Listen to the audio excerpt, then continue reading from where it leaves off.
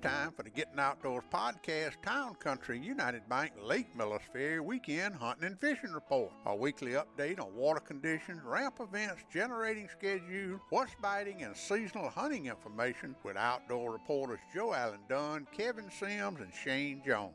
This weekly hunting and fishing report is brought to you by the good folks at Town Country United Bank in Camden, Alabama, serving their customers for over 40 years. Town Country United Bank's highest priority is satisfied customers. Now, here's your weekend Lake Millis Ferry Hunting and Fishing Report. All right, Big Daddy, here we go.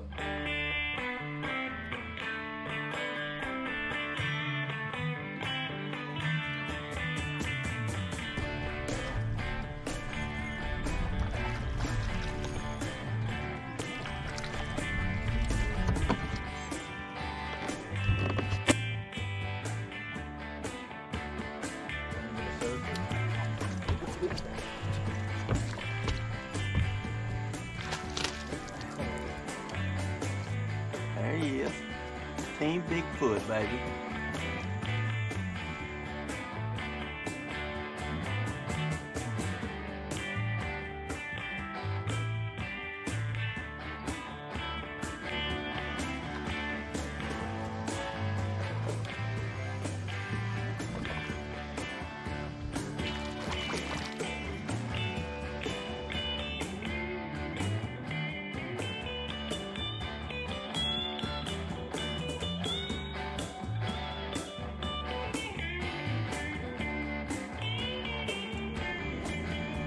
Another one on the B&B Silver Shade.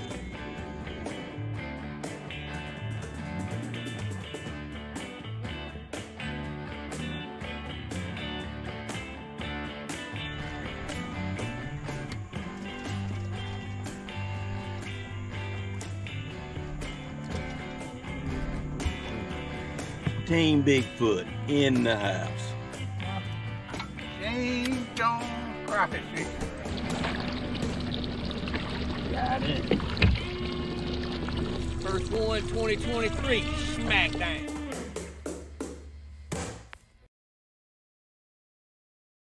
Good afternoon, everybody. Welcome to the Town Country United Bank Gettin Outdoors podcast 220 Hunting and Fishing Report with my outdoor reporters Kevin Sims, Joe Allen Dunn, and our special guest, ABT 100 angler this weekend, Mr. Trey Wade. Trey, appreciate you coming in, man. We're not going to grill you too much because you got a big tournament this weekend, and we're going to talk a lot about it.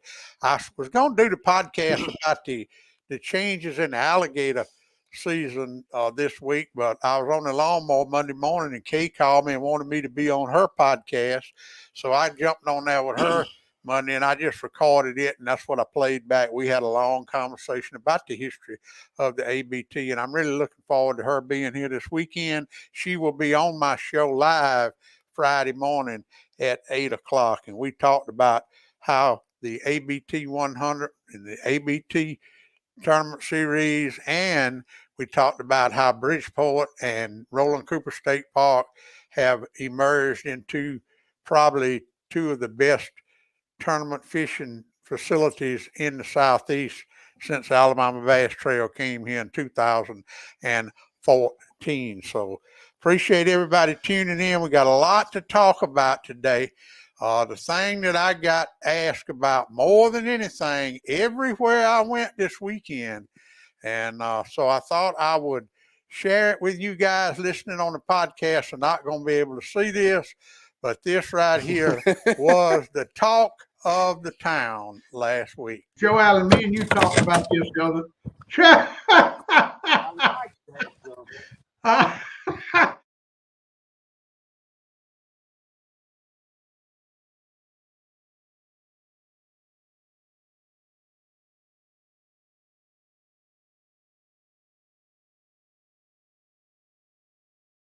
That was live Friday morning. Kevin, did you see it?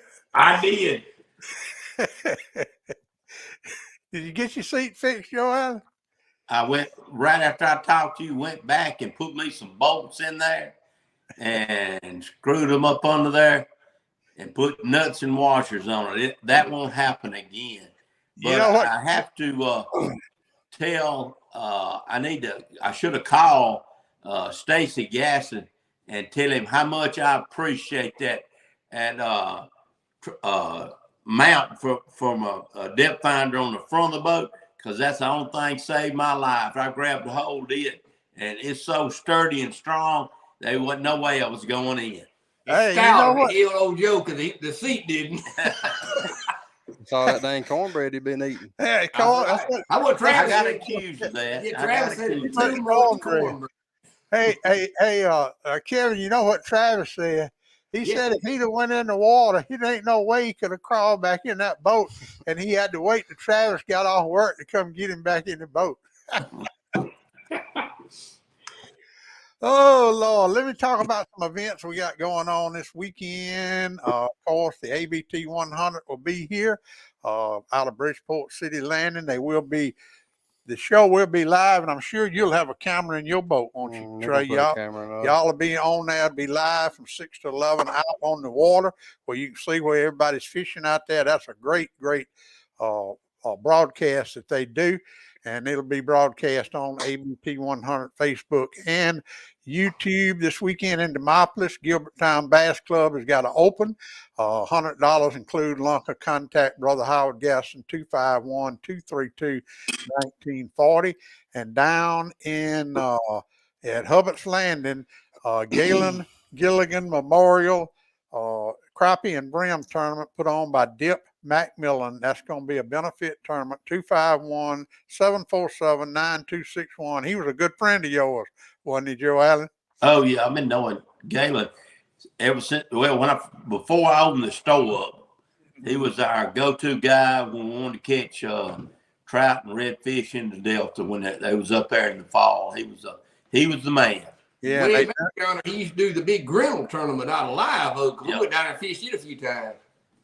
well, they're having a memorial tournament farm at Hubbards Landing this weekend. If y'all are down that way, Brim and Crappie. So y'all check it out. Let's see what else I got on here. Let's talk a minute, Joe Allen, about this Coastal Community College Marine Industry Technology class that they are putting on, teaching how to work on outboard motors. It is something that I would urge every young person to look into. All that information is up on the screen. I will put it on my Facebook page. We will do a podcast with Mr. Dees here pretty quick and explain it all. It's not in the Thomasville campus. It's down in Bay Minette. Is that right, Joe Allen? I think so, yeah. But we'll find out. But that's something that some of you kids looking for a good future or a career to get into, it's offered right here in South Alabama. And it's something I urge every one of you at least to look into. Yeah. I want to welcome all the ABT 100 anglers and talk a minute about the road conditions. Of course, the four-way stop at Highway 10 and 28 is closed. If you're coming from Thomaston, Linden, Demopolis, Birmingham, Tuscaloosa, Marion, Brent, wherever you're coming from, north coming down 28, you got a detour on 221 to 41 and come through downtown Camden. When you turn off the bypass at the post office going to Bridgeport City Landing, probably a mile and a quarter after you turn off the bypass, 3/4 of a mile when you turn off a County Road 21. That dip is getting worse and worse every day. So it's only one sign up there. I talked to Commissioner Quarles and Commissioner Albritton Monday, and they assured me they're going to get some temporary signs up there before the weekend. But if they don't, if you see that sign that says bump, you better slow down, Trey, because it is a heck of a bump. And if you go 30 miles an hour, it's going to knock everything out your boat. I promise and there's you. a little one right past it, and it's getting bigger and bigger. Yeah. Yeah. So be careful, all you guys visiting here. We are giving away tonight a pair of the tickets to go to see the World Deer Expo in Birmingham, July the 21st and 23rd. All you got to do is type in the comments WDE40, and I will pick a winner tonight. I leave it up about a day because so many people watch this show after it's live. And if you comment WDE 40, you win.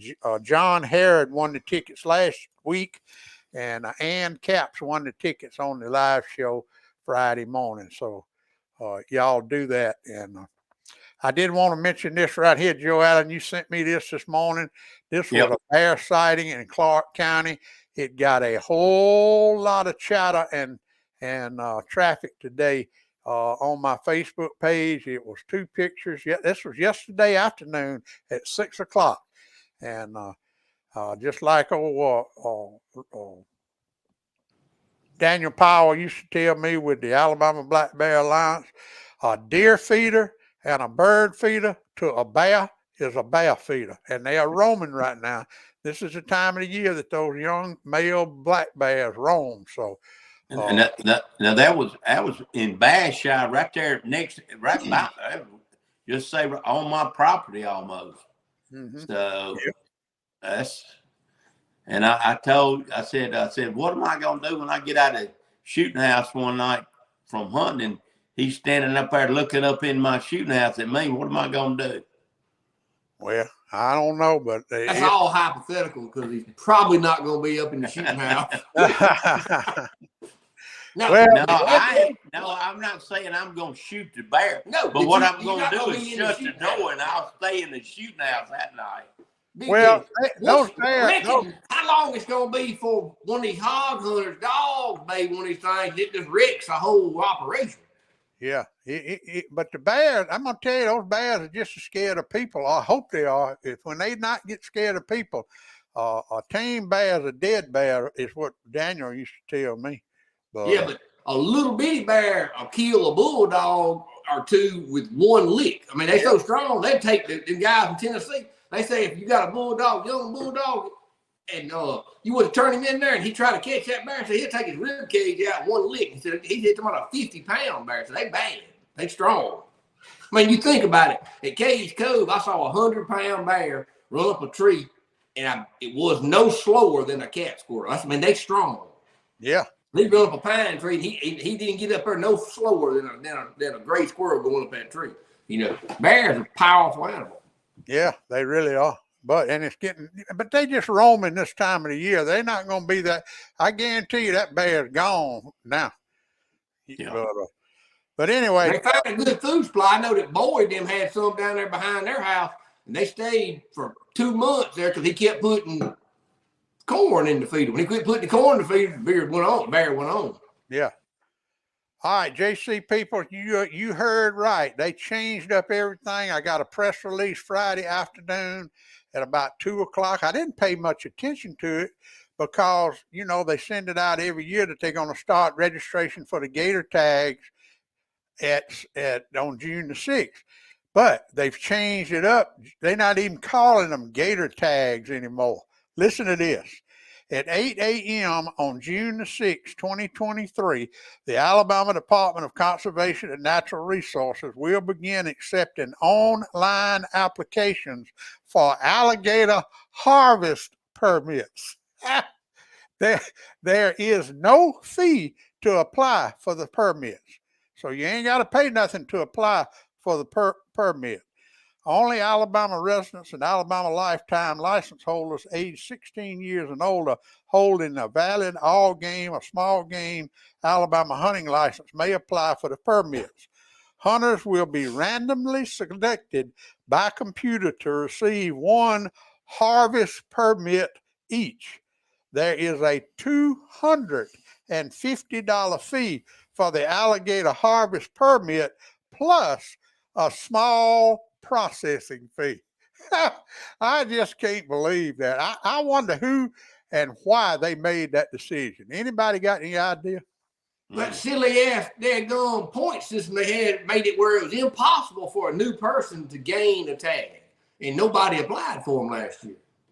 Well, I contacted our district wildlife biologist, and he was aware of the change, but he didn't know who made the decision to change it.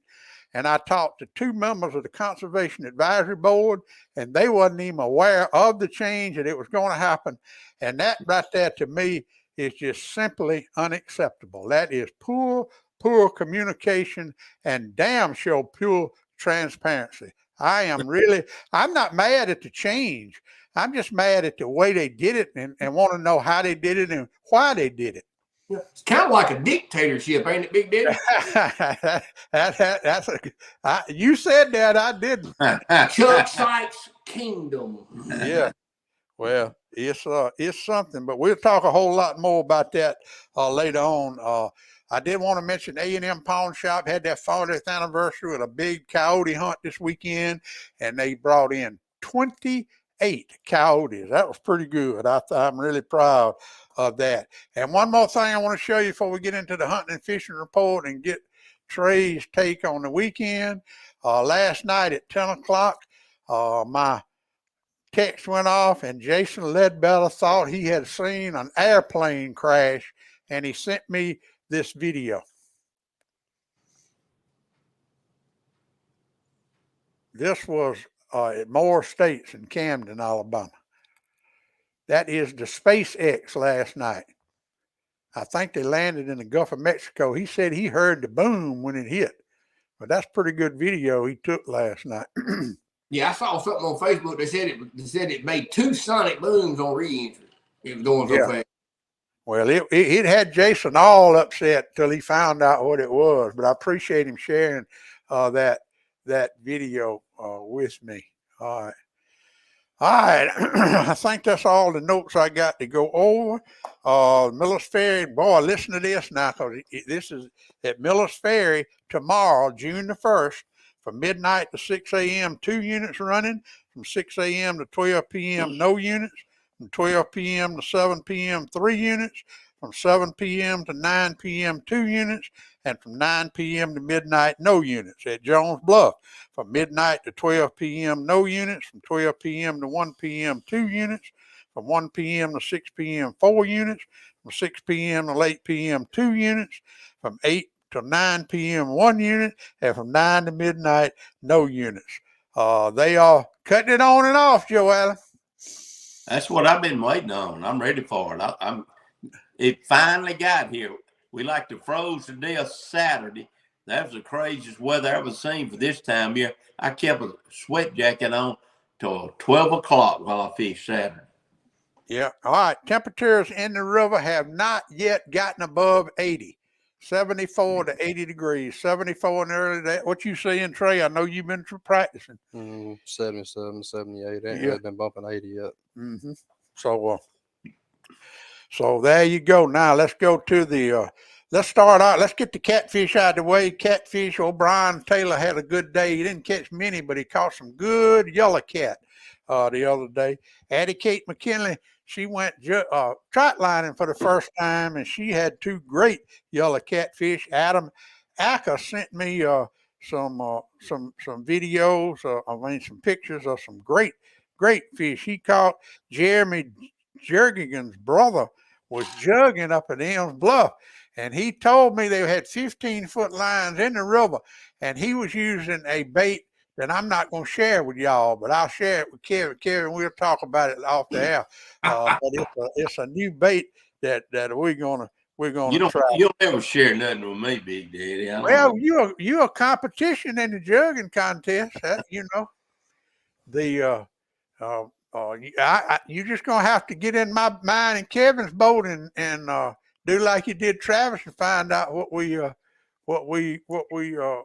gonna use. So don't think I won't do it now. I know you will. But anyway, if you're coming catfishing this weekend, Joe Allen, everything's in play but limb lines, right? No, the big limbs that stick out in the river in play. Okay. And definitely the river bite is on now.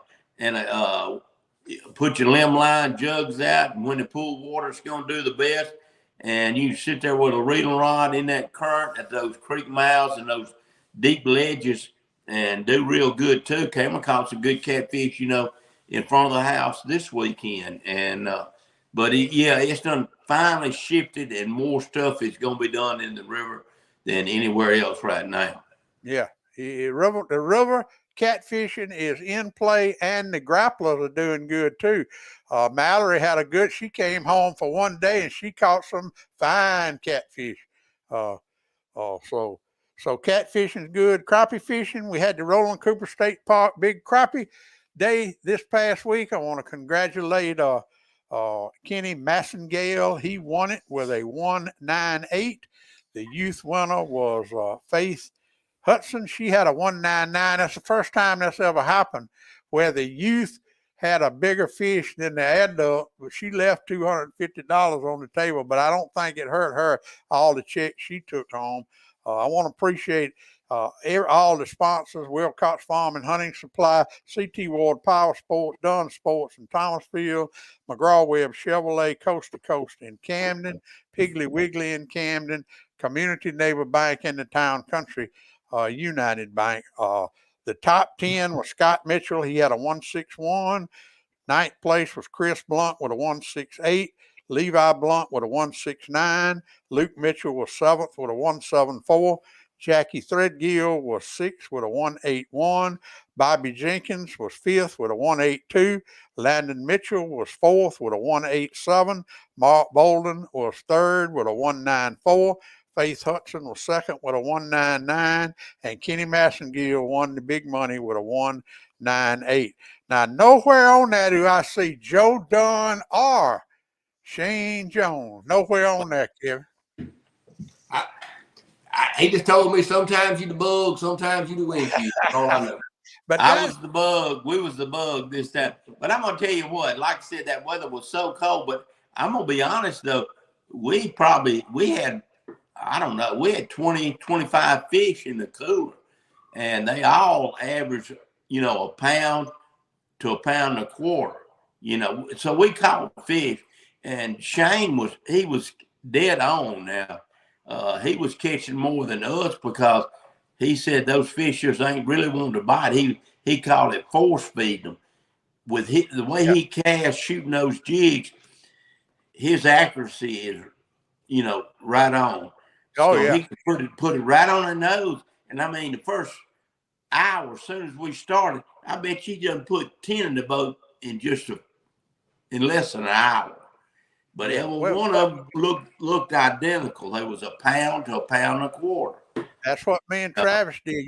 Everybody caught fish, but it just wasn't many big fish caught, except, it was a few of them that got into them. Travis Hudson and of course Kenny Massengale and Bobby Jenkins and Scott Mitchell. Him and his boys had a good time. And Kenny Massengill said he saw those grills smoking before noon at Joe Allen's house, so y'all must have been cooking instead of fishing.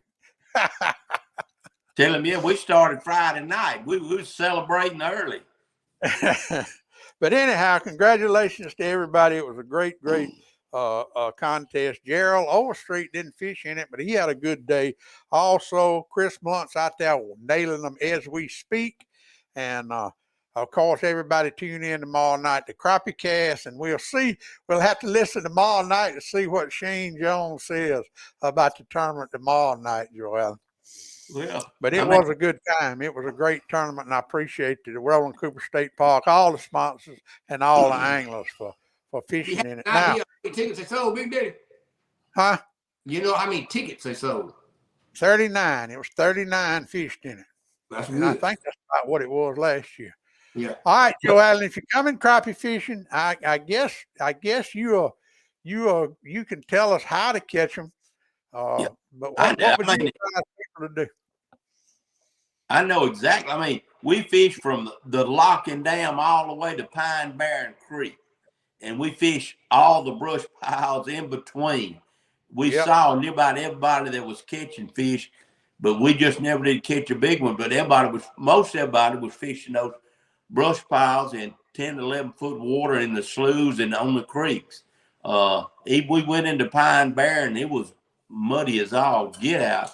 But it was us and John was in there, and John caught a few big fish, and I think he went and weighed them in. It was like a 154, something like that he had. But in Pine Barren, they couldn't they changed jig, but they never would hit. They just pecked at it. We But had a lot. we caught a lot of fish on all the other brush piles coming back down. I mean, brush piles is where it's at right now, but I think things are going to shift with this water being cut on and cut off now. Things are going to change, and it'll be more of the river's going to be involved in it now. Well, I was in the bait shop Saturday afternoon. It was a guy getting 100 minnows, and I said, "You must be on some crappie." He said, "I've been catching some big ones on the riverbank, 18 to 20 feet deep." I said, "Well, you drop shotting a minnow like we used to do, Joe Allen."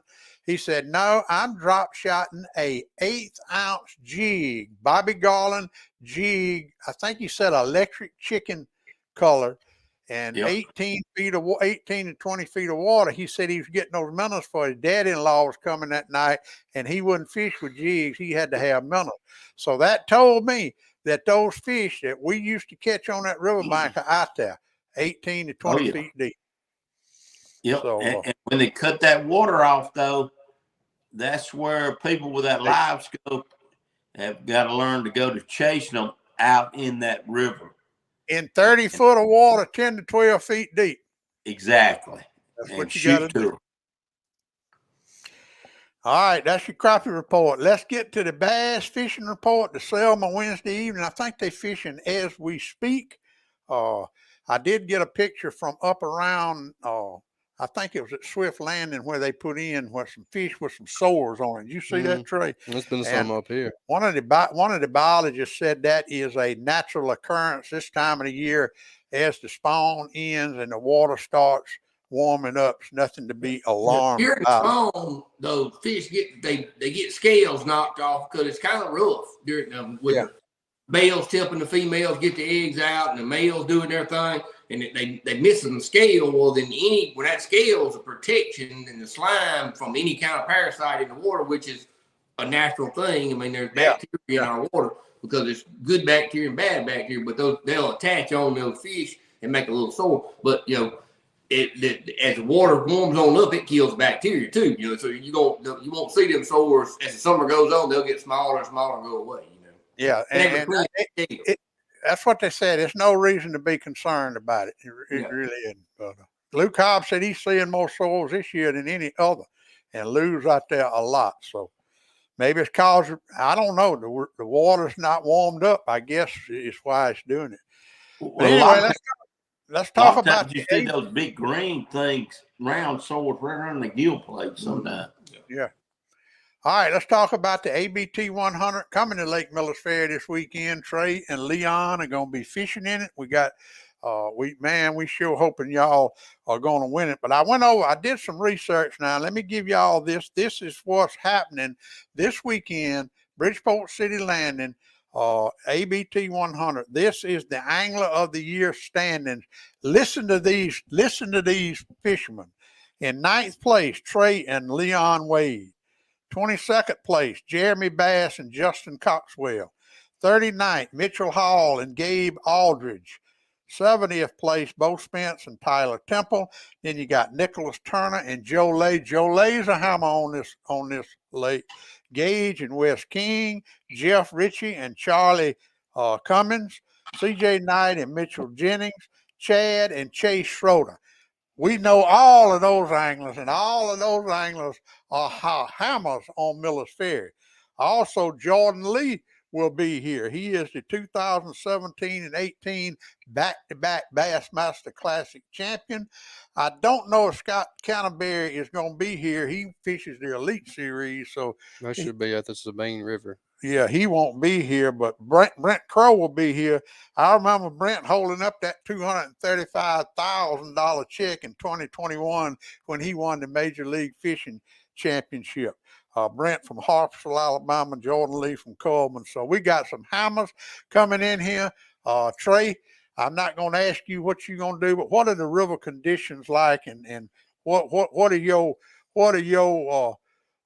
I'm not going to ask you your techniques, but talk about the weekend. Talk about what you're expecting this weekend. The river was dirty this past weekend, but it should be clearing up by now. backwater was dirty too. It should be clearing up. They're pulling water mostly at night, I think. Well, you already said that, but they're pulling it in the evenings too. It's probably going to take somebody's going to have 19, 20 pounds. I'm sure 1280 to 13 pounds will get a check. The top 20 gets a check. Can't give no tips. 25,000 first place. $25,000. It is 100 anglers fishing for $100,000 purse.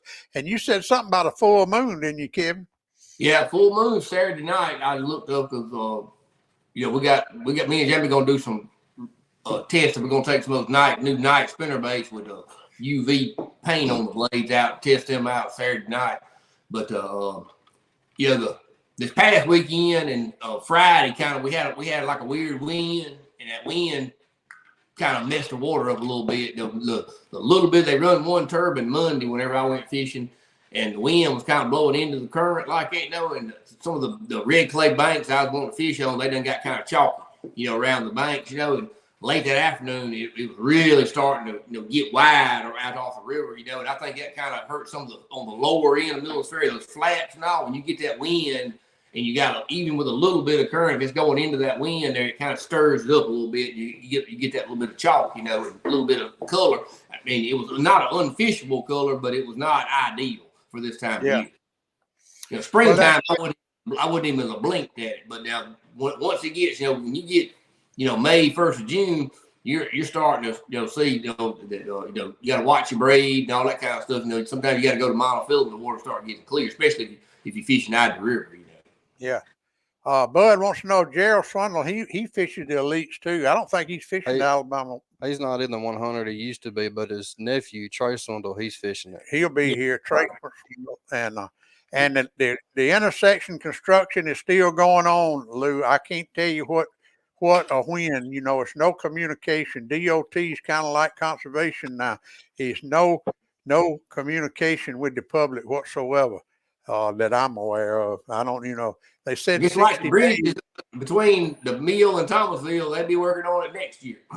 Yeah, you just don't know. Nobody knows. I don't know how to find out. It's, looks like today with modern technology like it is, they could afford to put one of their IT people on Facebook to give an update once a week or once every 2 weeks, on what's going on and give you ETA when it's getting fixed. But they resist social media for some reason. But we'll keep up with it. What it is, Big Daddy, that if it was to shine out through there, they'll see one guy working and 10 people standing around watching. Well, I have seen that. Yeah, I have seen that. Back to the bass, Big Daddy. I think that with the conditions like they are, I think like we had discussed earlier. You need to land on some fish or be real close to them because it's gonna happen really fast and furious that morning. And if the full moon, and I was trying to tell you, I don't know. I didn't look at a chart. I just kind of was Googling it. They're saying Saturday night at 10:42 Central Time is going to be peak, but I don't know where they were talking about that would be the moon overhead. Well, that's going to give you another window when the moon's underfoot. You're going to have another major feeding period when the moon's underfoot. So, we might have an extended morning because of the moon, or maybe have a little window in there where you may have another feed during the day that'll be good. You just need to be, around the fish in that window.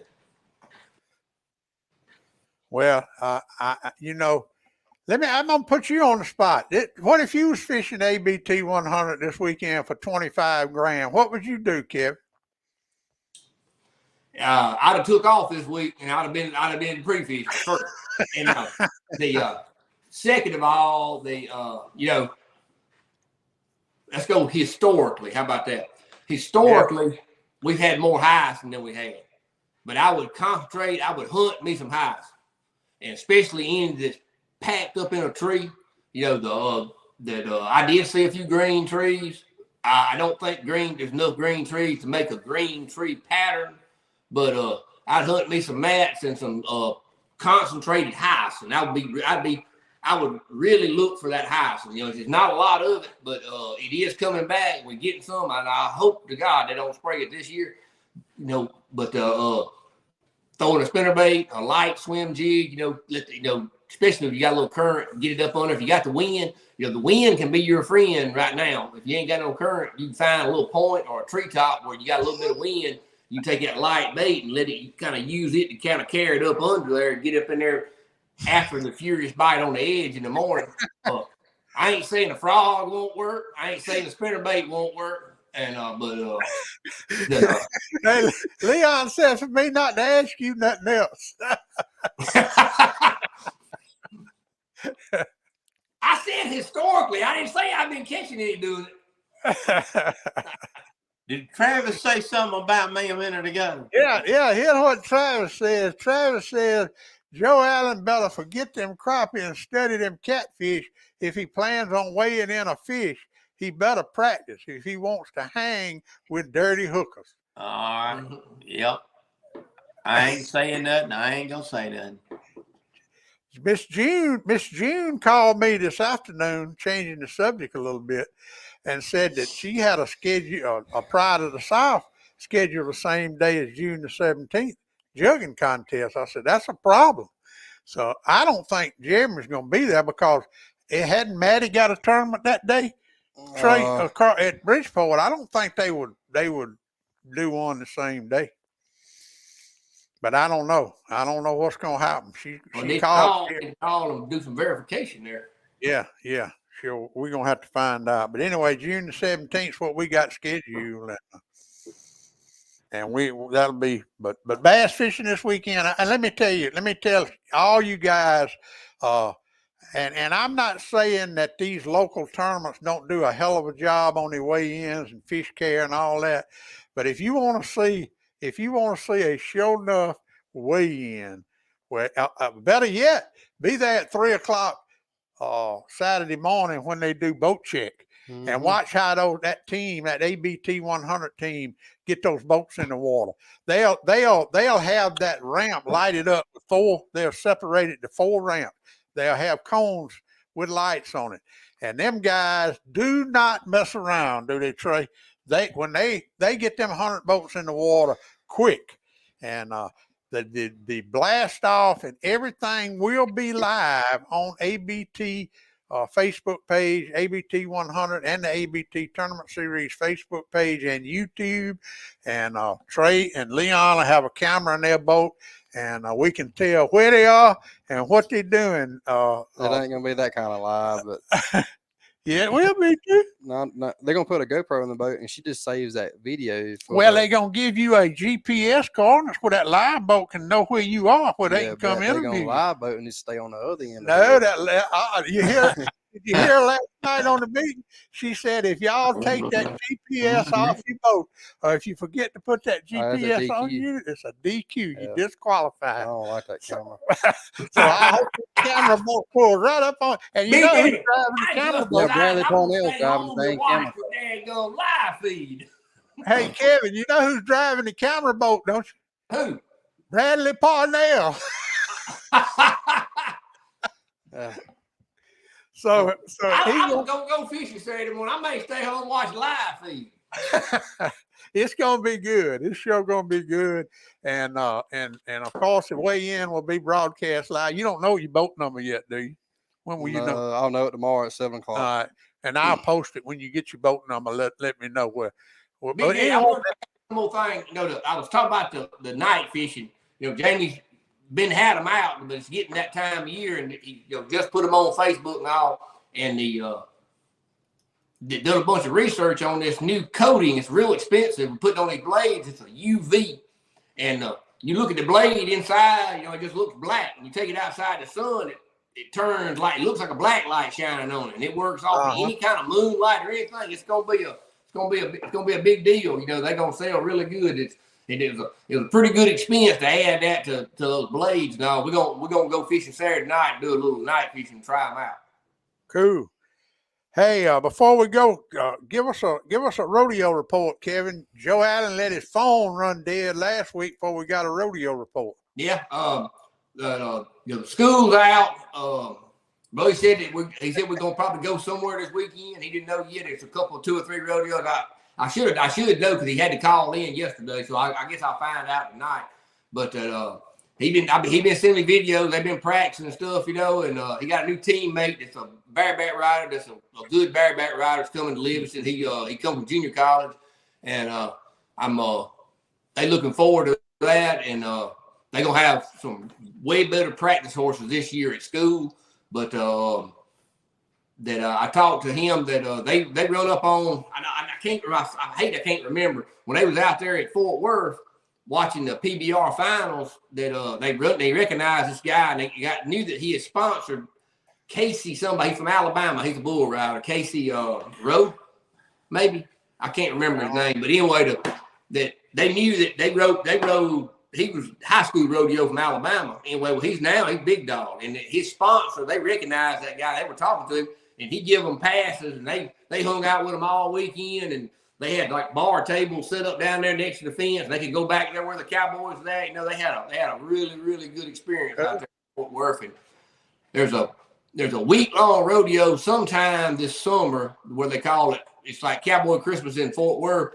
And they rodeo like 7 days in a row. And Brody said that he's gonna call in for some of them days. We probably gonna try to go out there for 2 or 3 days and do some pro rodeo out there at Fort Worth. Good. All right, everybody. If you want to win a pair of tickets to the World Deer Expo, type in WDE40 in the comments, and I'll be pulling that. I'll probably wait till about 10 o'clock in the morning before I pull the one, because a lot of people watch it after we go live and type it in. So I want to get as many people as I can. So type in WDE40 for a chance to win a pair of tickets to the World Deer Expo. There's old Bob Hale on here. I was talking to him the other day. Boy, they miss him in Demopolis up there. They take them boys that talk about all them tournaments he used to put on. Appreciate you tuning in, Bob, and tell my dear friend Bunny Bales in Tuscaloosa I said hello. All right, Saturday morning starting at 5:30 live on Miller's Ferry, the ABT 100 will be live. Trey will have a GPS in his boat and a GoPro, so maybe he'll get on live TV Saturday morning. Bradley, I hope he'll be have access to the link that knows right where you are, Trey. Yeah. But anyway, yeah. live. I will be live Friday morning. Kay will be in the studio with me, and we will hook up with CJ Knight on the water as he's practicing Friday morning. And I want to personally wish you and Leon the best of luck. I'll be pulling for you. If y'all win that thing, boy, we're going to do some live stuff now and there Saturday afternoon. Oh, yeah, we're going to have a confetti party and all that stuff, dump it in there on the stuff. $25,000 Saturday. I don't know. I'm pulling for y'all trade. I said I'm pulling for our local guys. I want all to be showing. I wish y'all could all be 1 through 10. I look forward to it. Hey Kevin, I can't ever remember a $25,000 first place tournament on Miller's Ferry. I think this is the biggest one that's ever been. Well, I remember one, Big Daddy, and I remember the man that put it on. His name was Big Daddy Lawry. We had the Zebco kid worth 25. Oh, yeah, 25. Yeah, that was a crappie tournament. Yeah, we did give away $25,000. I forgot about that. Yeah, we got shut down. The insurance company shut us down after that. Yeah. All right, y'all. Thank you. Trey, once again, thank you for coming in here, man. I know you looking forward to it. I know you're excited, and I appreciate you sharing your time with us today. Yes, sir. And Kevin, Joe Allen, I'm glad you had your phone charged up. And before we go, y'all, one more time. Joe Allen, me and you talked about this the other.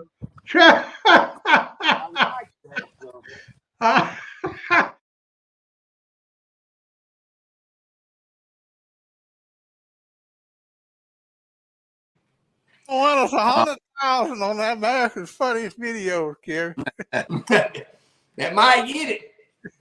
All right, everybody. Thanks for tuning in. Be sure to tune in Saturday morning, 5:30 for live on Miller's Ferry, ABT 100 and the weigh-in that afternoon, and maybe Trey and Leon had that 25-pound bag. See y'all Good next luck, week. Trey. Thank you. Pap taught me every critter's track and how to set a hair trigger on a trap. He taught me to shoot, scale, and skin and make a snare with a leather strap. He taught me to be a part of the woods and all his woodsy tricks. Said you gotta walk soft on 2 light feet and try not to break no stick.